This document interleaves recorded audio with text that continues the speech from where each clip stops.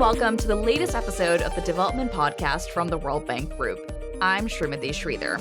In the third episode of our limited series exploring how to end poverty on a livable planet, we're asking the question, what is a green job? And where will the green jobs of the future lie? We'll be hearing about the impact of one groundbreaking renewable energy project in Nigeria, providing both power for millions of people in off-grid communities as well as thousands of jobs. In Nigeria, there are about 40 gigawatt of diesel generators that run every year.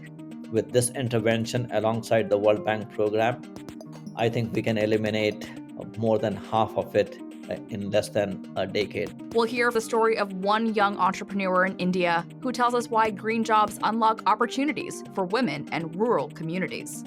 So I also feel that greener jobs also provide a lot of dignity to the women. And we'll get the view from the World Bank here in Washington, D.C., about why green jobs matter and how the world can create more of them. More you can go to the ground, more you can actually provide a lot of hope and opportunity. Green jobs on a livable planet coming up on this episode of the Development Podcast from the World Bank Group.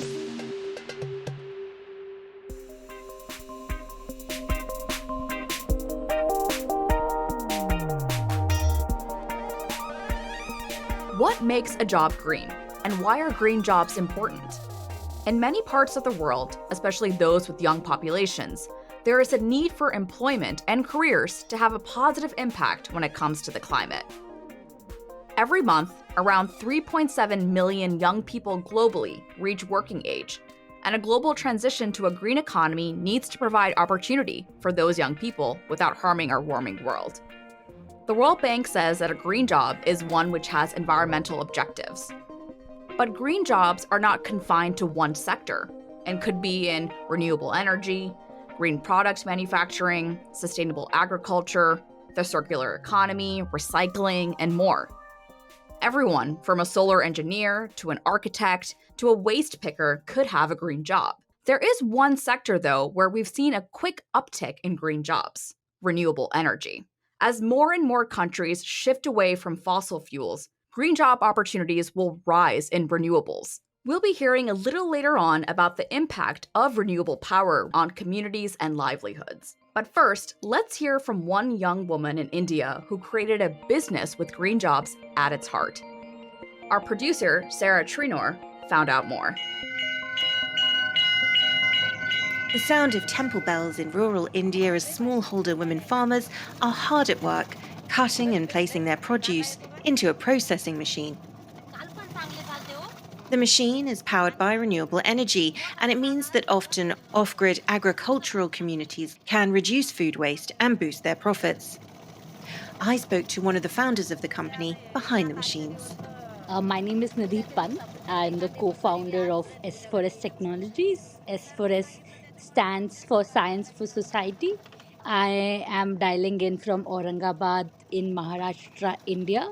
At S4S, we are working at this intersection of agriculture, energy access, and gender. So we work with smallholder women farmers, and we empower them to be processors by helping them to convert whatever is their ugly, imperfect produce for which they would not get the right price. So create like an end-to-end ecosystems for farmers to convert their lower grade produce, which would go waste, into food ingredients. I asked Nidhi to explain how she and her fellow co-founders came up with this idea, one which has gained international recognition and even won a prestigious Earthshot Prize. What was the problem they were all trying to solve, and why did they decide to focus their efforts on working with women? So in India, from your farm to your marketplace, there are a lot of losses due to storage, lack of infrastructure at the farm gate, not proper storage facilities, perishable nature of the produce, markets being very distant. And in the entire value chain, we lose food worth $14 billion. So that is such a huge problem because at one end we are losing so much of food, and on other end there are 126 million smallholder farmers who are in poverty. They are not getting enough money from what their produce is, and women were the ones who were running the household and also working on the farm. there were very limited livelihood opportunities staying in their villages. And you grew up in a farming community, didn't you? I think your family were farmers. Tell me a bit about that. Yes, my family is a farming family, but we migrated out of our village when I was very young. Our village is up in Himalayas. And before climate change was very obvious or was like a word, we were facing it because that was a very unstable geography. We had a lot of floods, landslides, always happening, and we had no access to markets.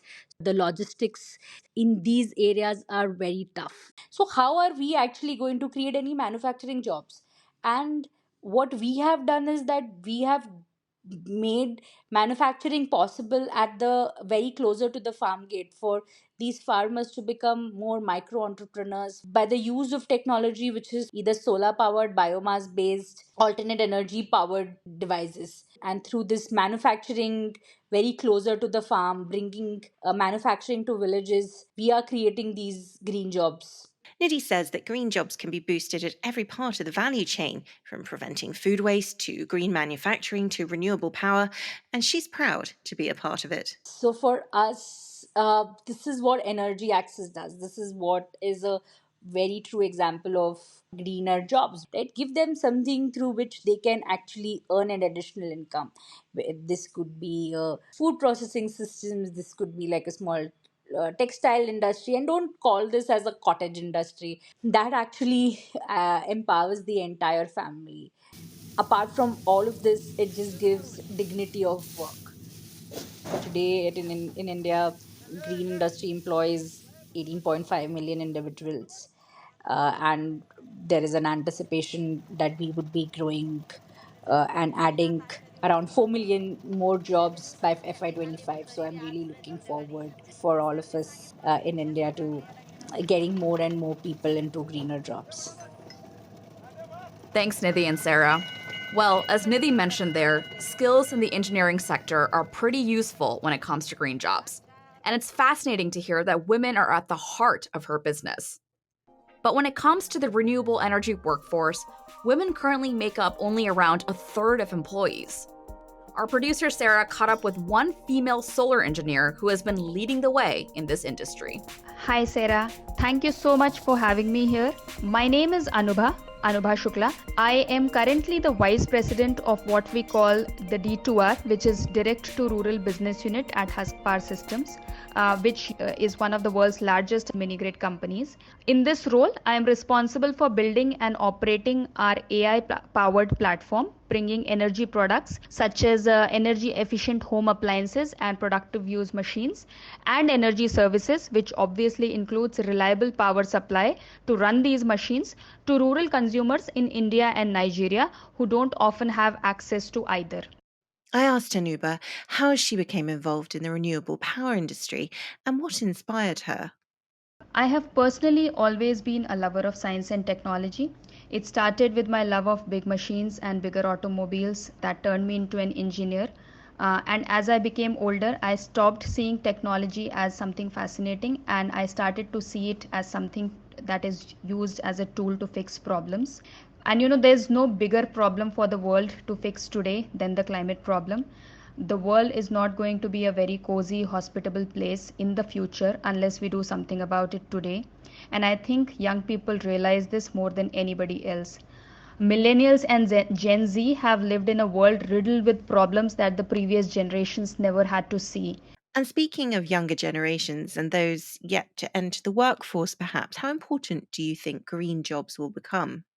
Renewable jobs are going to be a very important part of the growth story of any growing nation. The median age for India right now is 28 years, and the median age for Nigeria, another country that I work with, is 17 years.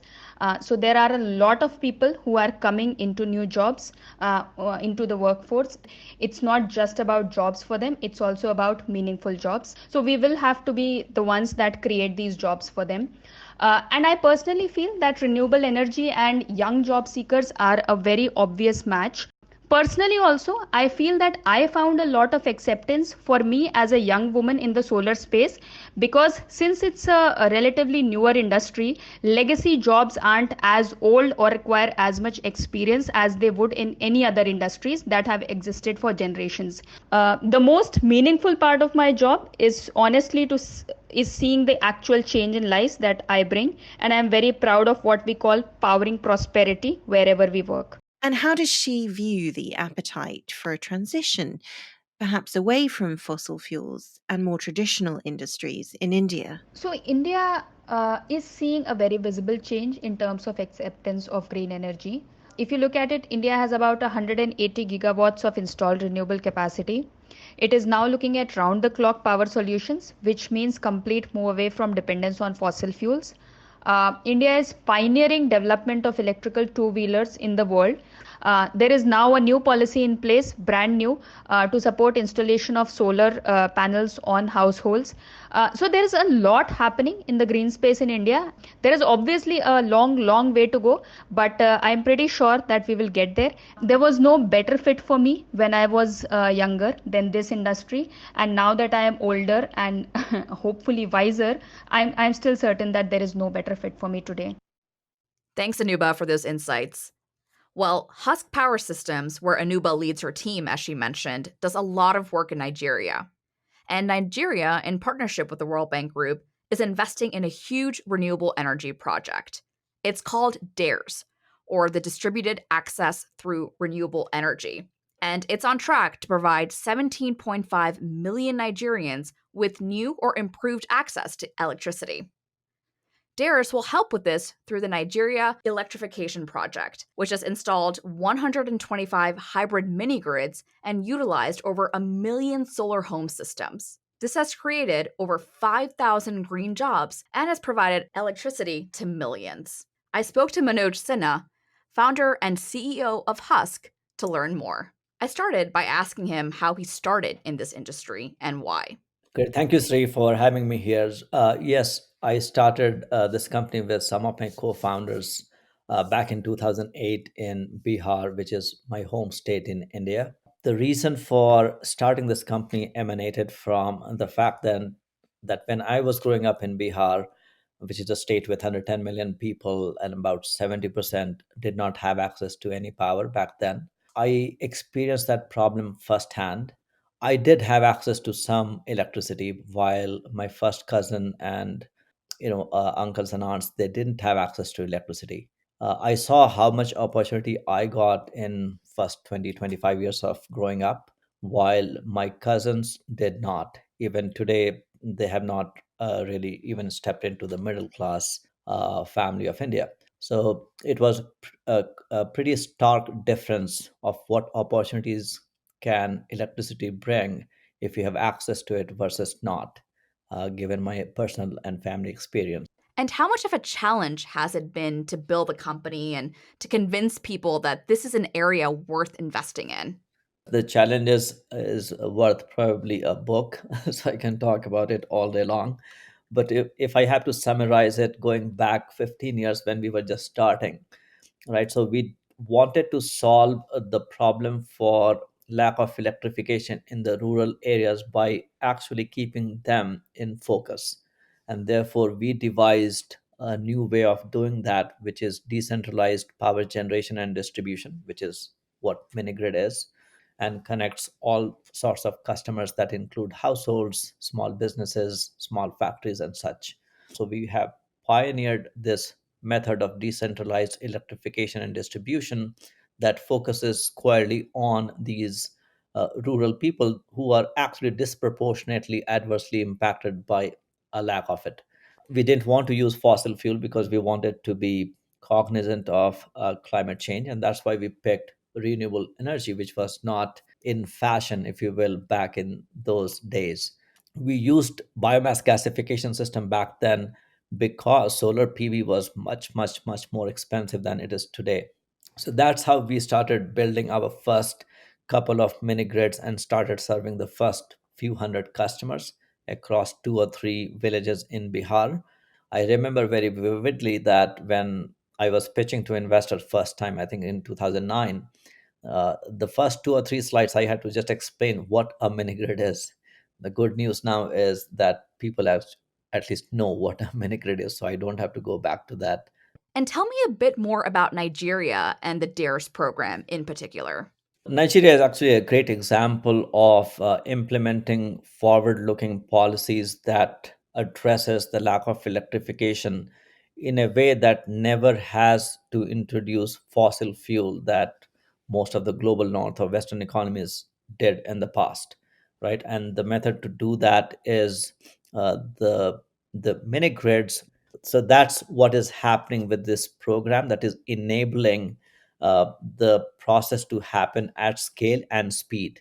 What is needed in Nigeria context is there are about 200 million people in total, and about 90 to 100 million people do not have access to any electricity, right? So the DARES program by the World Bank is an absolutely fantastic method to bring private public partnership to also bring more commercial investment alongside the DARES program that is already bringing a whole lot of capital to the economy, that will enable not just, in my opinion, 17.5 million people to be electrified over the next decade. In my opinion, I think we can do the whole 100 million people electrification in a capital efficient and economic way. And very interestingly, in Nigeria, there are about 40 gigawatt of diesel generators that run every year. With this intervention alongside the World Bank program, I think we can eliminate more than half of it in less than a decade. And that is going to be a tremendous positive impact on people's lives and also the climate. What is the impact on a community of electrification? To give you a quick example of how I felt when I was in Nigeria in 2021, when I stepped out of the car in the village that we were going to electrify, I could smell the diesel in the air. This was, I've been doing mini grids for, 15 years. I have never ever had that kind of experience. Like literally hundreds of diesel generators running in this village that I went to first time. And right after we electrified, that smell that hangs in the air permanently just disappeared. Imagine the impact that must have had on people's health. And so that's what we are creating. And last point I want to make is people in the villages, in the rural parts of the world, are disproportionately adversely impacted by climate change. And yes, they did not create the climate change, but they face the major burden of climate change. Well, Manoj, it's been fascinating to hear about all of this, but I wanted to ask you, what is a green job to you and what does it mean? There are a whole lot of avenues, and trillions of dollars are going to get spent in the sustainability and renewable industry over the next decade or so. So opportunities are in abundance. We need to have our education, training, and curriculum changed to cater to that, because this is massive. A massive amount of investment has to happen, because we cannot afford to have climate change, really create 2 degrees Celsius plus temperature change. And all of us need to do our part. And green job actually is quite exciting. We are using, for example, at Husk, artificial intelligence to manage these 200 plus assets that we have spread across 2 continents. I mean, that is really a green job. We are applying artificial intelligence or predictive AI to be able to manage assets across 2 continents, which, in my opinion, is very cool green job application that the next generation of software or hardware engineers can get excited about. Manoj, fascinating insights there. Thank you again so much for joining us. Well, let's get the big picture now from the World Bank. I was joined in the studio here in Washington, D.C. by Ashish Khanna, the World Bank's practice manager for energy and extractives. I started by asking Ashish to explain the link between green jobs and renewable energy. Thank you, Srimati. I think there are two kinds of green jobs. One that is absolutely direct is what does it take to actually get the number of people involved in doing a provision of mini grid to a small town that doesn't have electricity through solar. And that will include jobs that are on creation of that mini grid, maintenance of the solar. That tends to be roughly a very small set. The second set of green jobs, which is actually much more transformational in nature, is once you have the energy, what can that energy as an artery of development do? Yeah, absolutely. And the DARES Nigeria project, of course, is a project that will expand access to clean energy for 17.5 million people.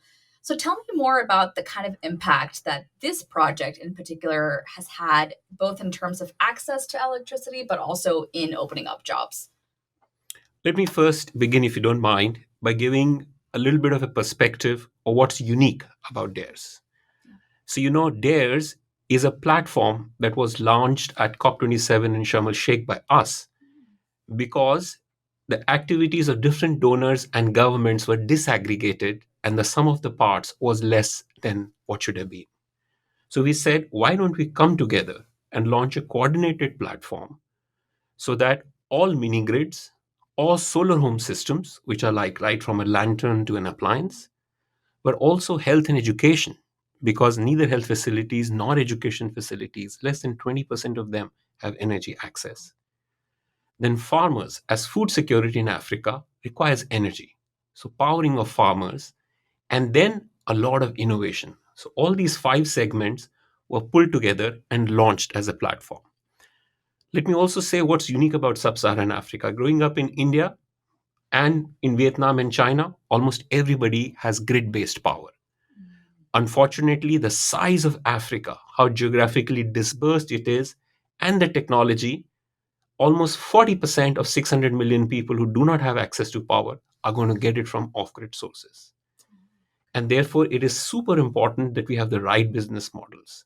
So what is Nigeria Dares doing? Nigeria Dares is one of the first initiatives that has all the 5 segments. It's also a project in which a smaller component of $750 million from World Bank is enabling $1 billion from the private sector, because the work will all be done by private sector, and that's where the jobs are. Jobs are not with the government. But it also leverages almost $400 million from other people. Who are these other people? Philanthropies, GIAP, Global Energy Alliance, Sustainable Energy for All, Japanese JICA, and even IFC. Everyone is coming together and saying, here is a platform, private sector, come and unleash your forces. ILO estimates that if Nigeria were to implement its national determined contribution, which is what they say on climate change, almost 12 million jobs can be generated by 2035. I mean, speaking of this, what are some of the specific sorts of green jobs that you see emerging then in this space? And what's been the role of the local community in terms of innovation behind some of the business models of kind of how all of this works? So, I was in Nigeria 4 months back, and I went just 2 hours drive away from Abuja on the first interconnected mini grid that was commissioned. What is interconnected mini grid? Interconnected mini grid means those people who on paper have access to power, but actually, unfortunately, really don't have either A, electricity coming into their homes, or hardly having 2 to 4 hours of supply. So there was a private sector that came in, set up a good half a megawatt of solar power, took all the wires to all the local industries and provided power, which traditionally was supposed to have grid based power. And what was very interesting, I happened to see a local industrialist, a small scale, and he was able to triple his yogurt production. And all through clean energy solar, and he was employing 12 people, all local, with maintenance on the grid, but also on local manufacturing, giving the jobs as well. In fact, there was a small hospital there as well. And I met the head of the hospital and I said, what really changed? And he said, we just couldn't store any medicines. All medicines and injections required refrigeration. So that ability of a small solar plant, again, I repeat, just 2 hours away from Abuja, was able to transform the ability to treat a lot of people with injections and minimum care that requires refrigeration. Green jobs will largely be delivered by private sector. But the number one thing any private sector investor would like in Nigeria, or for that matter, any country, is clarity on regulations and policies for which the market exists. So, Ashish, there are many crises that have faced the world today, especially some of the world's poorest. And green jobs may not feel like a priority in conflict of sort of affected regions. How important is it, do you think, that we see green jobs as a part of the recovery and something that also helps with creating stability in the world that we're kind of facing today? That's actually an excellent question, Srimati. I was in end November in Bangui, Central African Republic, where Bank has commissioned a 25 megawatt solar plant in Danzi with batteries. And what was very interesting, for which the president was extremely proud and happy, he came to inaugurate the project, was it was displacing almost 1% of GDP that was today being spent on a very expensive heavy fuel oil and diesel based generation. So, for a poor country in FCV, freeing up of that budget that's today being spent on a very expensive generation is very important. Secondly, decentralized renewable energy, by its very nature, involves people on the local communities to own the solution and work on it. And we all know the solution for fragility is on decentralization, because more you can go to the ground, more you can actually provide a lot of hope and opportunity. So, what I'm trying to say is actually for fragile, conflict, and violent countries, the decentralized mode of energy is the only way out because it is cheaper. It reduces energy subsidies, freeing up the resources for much needed education, health. It provides local employment, and it's better for climate change. So, it's a win win for everyone. Thanks to Ashish there for some really great insights. Now, it's been great to get a snapshot of what it means to talk about green jobs and the impact of renewable energy projects, both on businesses and communities, but also on job creation. There is a lot to the story, and we hope you've enjoyed this episode. If you have any views on what you've heard, please get in touch with us. We are at the Development Podcast at worldbank.org. And if you would like to share any views on the podcast, check out our survey that's available wherever you downloaded this episode. Join us again next month as our limited series enters its 4th episode, this time featuring women and inclusion. Do join us then, and thank you again for listening.